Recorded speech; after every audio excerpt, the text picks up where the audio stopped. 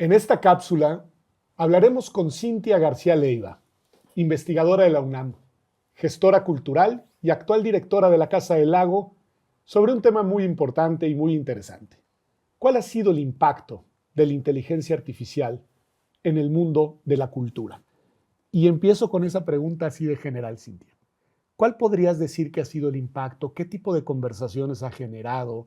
¿Qué tipo de reflexiones, preocupaciones esta irrupción tecnológica, sobre todo pensando en la inteligencia artificial generativa en los últimos años? Bueno, pues en efecto es una pregunta importantísima porque además nos lleva a una discusión que tiene mucho tiempo ocurriendo en el ámbito de la cultura y en el ámbito de la expresión artística también, y que es la relación entre imaginación, lenguaje y producción cultural. Es decir, cómo traducimos nuestro mundo, con qué lenguaje, con qué herramientas, cómo hacemos eh, de analogías, cómo hacemos comparaciones, cómo explicamos, cómo nos movemos en el ámbito de la cotidianidad y luego cómo eso puede volverse también una expresión cultural. Cuando el Internet irrumpe en esto que se ha entendido y que muchas hemos querido llamar como la economía y la ecología de los medios, una de las grandes preguntas fue cuál es la capacidad de ese lenguaje para seguirse renovando y seguirse reinventando. Y esta pregunta tiene mucho tiempo pasando, muchas décadas pasando. La pregunta que hoy la inteligencia artificial nos impone, que es justamente cuál es ese límite y cuál es esa capacidad, se ha venido renovando una y otra vez con estas distintas irrupciones en esas economías y ecologías de los medios. Un paradigma importantísimo que ocurrió hace apenas unos años y ni siquiera diría con los comienzos del Internet, aunque eso por supuesto es un cambio crucial en la manera de entender estas relaciones, fue el Internet algorítmico. A ver, explícanos un poco. Ese momento, después de que el Internet se abriera a un panorama extenso, como la capacidad de abrirnos al mundo desde un espectro mucho más pequeño, desde un computador, desde una pantalla, esa mirada que pudo el ser humano atender y abrir y multiplicar hacia el mundo exterior, de pronto se convirtió en una mirada inversa. Lo que ocurre con el Internet algorítmico es que hay ciertos parámetros, ciertas mediciones respecto de nuestro comportamiento digital, respecto de nuestra vida digital, de cómo nos movemos allí, es decir, esa realidad de la vida conectada y de la vida no conectada se vuelve una misma. Dejamos de hablar del mundo de lo virtual y del mundo de lo material y esas dos realidades se convierten en una sola. Y esa capacidad de medir y de interpretar y también de anticipar gustos, preferencias, protocolos, movimientos, caminos de la vida digital se empieza a volver parte de ya no solo la manera en que nos movemos en Internet, sino también del mercado de ese Internet. Por eso es tan importante el Internet algorítmico. Introduce en nuestra vida digital una manera de anticipar esos movimientos y sobre eso, por supuesto, de generar otro tipo de estructuras y de mercados que forman también parte totalmente importante y crucial de la vida cultural. Ese Internet algorítmico que crece y aumenta y eso se sucede de manera muy ágil y además se enfatiza aún más en el periodo pandémico. Después tiene un segundo momento muy importante, que es el que estamos viviendo. Es un momento volátil, complejo, como sabemos, con un tiempo demasiado rápido, poca capacidad de acción, poca capacidad de pensamiento, de reflexión. Está llevando de la mano esa pregunta con la que iniciaba esta intervención, que tiene que ver cuál es la capacidad de invención y de reinvención de ese lenguaje que nos permite explicar el mundo. Si la cultura tiene que ver con eso, políticas y poéticas para explicarnos nuestro afuera y explicárselo al otro, a la otra, y explicarnos a nosotros mismos, lo que viene a preguntar la inteligencia artificial es si hay otra capacidad no humana para explicarnos a nosotros mismos eso que somos. Eh, y eso nos pone en una dimensión muy compleja, muy interesante, por supuesto, y también volátil y también peligrosa. Y para mí, una manera fundamental de entender esto tiene que ver con una mirada interdisciplinaria. ¿Qué está pensando la filosofía históricamente al respecto? ¿Qué está pensando la propia historia al respecto de sus tecnologías? ¿Qué están pensando los ecólogos? ¿Qué están pensando las ingenieras? ¿Qué están pensando los programadores? ¿Qué están pensando los escritores, los abogados? ¿De qué manera el mundo entero se empieza a explicar de nuevo qué significa esa otredad? ¿Qué le está pasando a la cultura? Estamos preguntándonos de nuevo si somos las únicas personas capaces de pensarnos a nosotros mismos. Y esa es una pregunta crucial que nos devuelve a la historia misma de quiénes somos. Y si te dijera, ¿cuál sería intuitivamente tu respuesta a esa pregunta? ¿Qué dirías? Porque tiene que ver directamente con el rol que está adquiriendo en nuestras vidas precisamente estos desarrollos tecnológicos y que nos interpelan de alguna manera, como creo que nunca antes nos había interpelado, una creación humana, pero que ya no es propiamente un ser humano. Bueno, estas preguntas que tanto atormentaron en el siglo XIX, por ejemplo, sobre lo que significaba la autoría, la originalidad, si podemos tener un pensamiento único, original, si ese pensamiento además puede después convertirse en un pensamiento de propiedad. ¿Qué es tuyo? ¿Qué puedo venderte? ¿Qué puedo yo replicar? ¿Qué puedo emular desde ahí? Conecta hoy más que nunca esa noción de lenguaje, de creatividad, de originalidad, con la idea de mercado.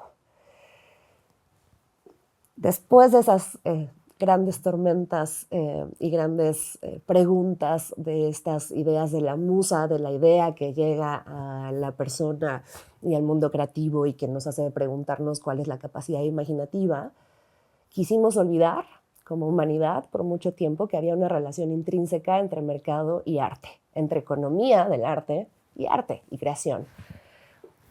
Hoy esa pregunta, como decía hace rato, sigue un poco allí, se enfatiza, pero me parece que la relación es inversa.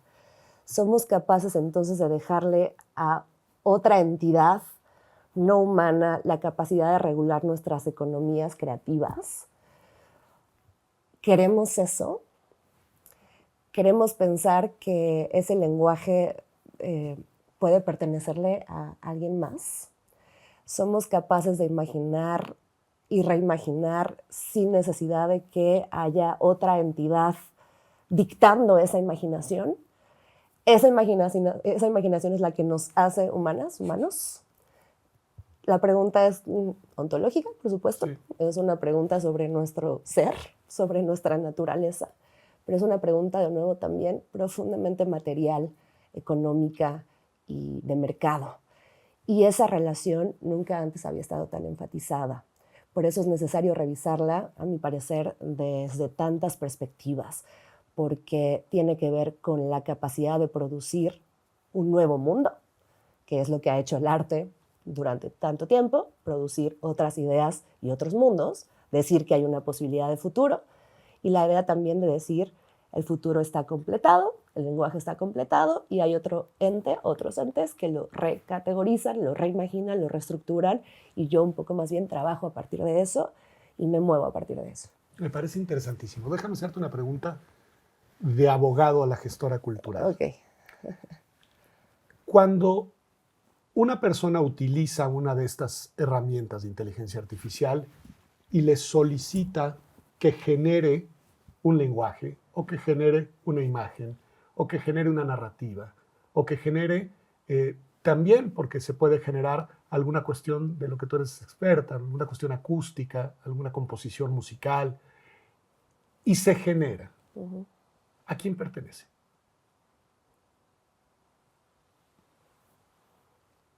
Eso va a depender profundamente de las decisiones que tome el mundo sobre las regulaciones de eso. Por mucho tiempo, y ese es en el estado en el que estamos ahora todavía, se piensa que esa obra, esa creación, sea cual sea, pertenece a quien la hizo y a quien la registró. Y luego puede tener réplicas en quien la consume, por supuesto, y pertenece también al espectador y al escucha, pero digamos, en términos de propiedad, pertenecería a quien la hizo y la registró como propia. de esas regulaciones dependerá que esa autoría tenga que ver otra vez con el individuo y no con la corporación o la compañía o la empresa que tomó como de sí esa producción. Si nos vamos al plano más abierto, a la utopía artística más maravillosa posible, aunque no estamos ahí, esa es la realidad, diríamos que todo nos pertenece a todos, ¿no? Hay una línea artística que ha defendido eso, desde el arte conceptual, gran parte de la literatura experimental, por ejemplo, ha dicho, todo texto es un texto colectivo, todo lenguaje nos pertenece a todas, a todos, y en ese sentido estamos solo siempre reactualizando y rehaciendo lo que ya nos pertenece a todos. Y esa es una parte de la lógica de la inteligencia artificial. Todo está ya puesto y la manera en que reorganizo eso o vuelvo a entender un cúmulo de información y le vuelvo a dar una sintaxis específica es lo que me convierte en propietario o dueño o dueña de esa creación. Sin embargo, hoy, ese medio en el que estamos haciendo, es decir, si estamos escribiendo en una red que le pertenece a tal, si estamos trabajando sobre un blog cuyo dueño es tal, si estamos utilizando una tecnología que tiene un copyright para tal, esa creación definitivamente está ligada a esa corporación. Por eso digo que las regulaciones en materia de economía, producción tecnológica, material y creación están infinitamente enfatizadas y ligadas hoy. De eso dependerá. Creo que se está cambiando hoy también la noción de eso, de autoría, de pertenencia, pero también de la relación que por mucho tiempo estaba muy estable, que es el medio y el lenguaje. La gran aportación del siglo XX, o al menos la segunda mitad del siglo XX respecto de esto fue el medio es el mensaje. Hoy quizá la pregunta, el statement podría ser medio y mensaje están ya haciendo una misma cosa. Podría, no sé. Me parece interesantísimo y me parece en verdad particularmente relevante para este espacio de reflexión sobre la regulación y la inteligencia artificial, el énfasis que haces en la dimensión de mercado, el énfasis que haces en la dimensión económica, porque esa es una arista que me parece que no se debe de perder de vista cuando estás pensando sobre todo en la dimensión de la creación cultural. Absolutamente. Y en México lo es en todo el mundo, pero en México es particularmente importante porque hay un cúmulo fundamental, importantísimo, gigante de contrastes entre la creación artística dependiendo de las instancias en las que se promueve. Cuando hablamos de una creación artística en el ámbito privado, hablamos de galerías, ¿no? Instituciones, museos privados, como los hay muchísimos en México, que además es un país que produce muchísima cultura y que además está muy bien colocado en el panorama global respecto a su creación artística. Pero esa situación de la dimensión privada es muy distinta a la dimensión pública, a la creación estatal o hecha con apoyos estatales y a la creación independiente. Esos contrastes entre posibilidades de acceso a la tecnología que tienen estas distintas sociedades creativas, la capacidad también de mostrar y de vender esa obra también está muy contrastada y es una diferencia tremenda la que existe, por ejemplo, en alguien que puede exponer en el Museo Jumex, alguien que puede exponer, por ejemplo, en una galería privada independiente que vive de los tickets que venden una noche para algún evento. Si el acceso a la tecnología, especialmente en nuestro país, no está, ya no digamos solo regulado, pero ni siquiera está equilibrado en todos esos sentidos, una primera preocupación que me parece que tendría que tener el Estado y que tendríamos que tener las instituciones es, número uno, regular y generar y promover el acceso más equitativo a las producciones tecnológicas, es decir, que yo pueda tener de alguna manera la misma herramienta que el otro y la otra, más o menos en un estado equitativo. Número dos, la alfabetización al respecto de cómo se utilizan esas tecnologías. Entendemos además que las tecnologías que mueven al mundo están escritas en inglés, no están escritas en español desde siempre, que esa opacidad de los medios es también opacidad de aproximación a esas tecnologías y que lo que nos haría mucho más fuertes como nación al respecto de nuestra producción artística ligada a la inteligencia artificial sería conocer cómo funcionan esas tecnologías, antes de usarlas incluso. Y luego, justamente regular y equilibrar de la mejor manera cómo se puede promover ese mercado. En lo que ha pasado recientemente en ese tipo de producciones, pensemos en el criptoarte, en el arte generativo, que ya no consiste en comprar una pieza única, sino en comprar una de las versiones reproducibles que solamente una persona puede tener. Okay. Ese es un ejemplo de lo que está pasando ahorita. Lo que te vendo, pienso en el criptoarte, por ejemplo, lo que te vendo es un archivo, copia único de esa imagen que a la vez puede reproducirse en otras maneras, pero tu copia es única, es como una especie de código DNA. Okay. Es un DNA de una obra que yo te puedo vender y es lo que le hace, o sea, todavía estamos jugando a la unicidad ahí, al original, a lo único, a lo individual. Entonces, de nuevo, esa posibilidad, esa apertura a la creación artística está ligada totalmente al mercado y a quién puede comprar y adquirir estas cosas. Cuando la imaginación se convierte en aliada máxima del mercado, ahí hay una preocupación que me parece tendría que ser nacional. Cómo promover la imaginación, la alfabetización, el acceso a la tecnología de manera mucho más general, global, abierta, y no únicamente para quienes tienen acceso a compra. Eso es importantísimo y creo que además de la máxima relevancia en este espacio, sí, porque nos lleva a otra arista, que es la arista que permite la inclusión de las personas a la posibilidad del desarrollo de cultura en estas materias. Y ahí te haría una pregunta un poco, digamos, concreta de, ¿tienes en mente algunos ejemplos, además de este que nos acabas de decir que me parece interesantísimo, pero de expresiones culturales que merezca la pena resaltar con el uso de inteligencia artificial a nivel nacional, pero también a nivel internacional, a nivel global? Sí, claro, bueno, lo mencionaste hace rato, la producción, por ejemplo, en el ámbito musical, ha sido una de las que más ha aprovechado la irrupción de la inteligencia artificial en la creación. Muchísimos álbumes hoy se promueven y se han hecho a partir de creación de inteligencia artificial, es decir, pero es de nuevo, doy ciertas líneas sonoras, doy ciertos elementos musicales que se pueden reagrupar y recontextualizar, y una inteligencia artificial los vuelve a acomodar de tal modo que me produce una cosa nueva.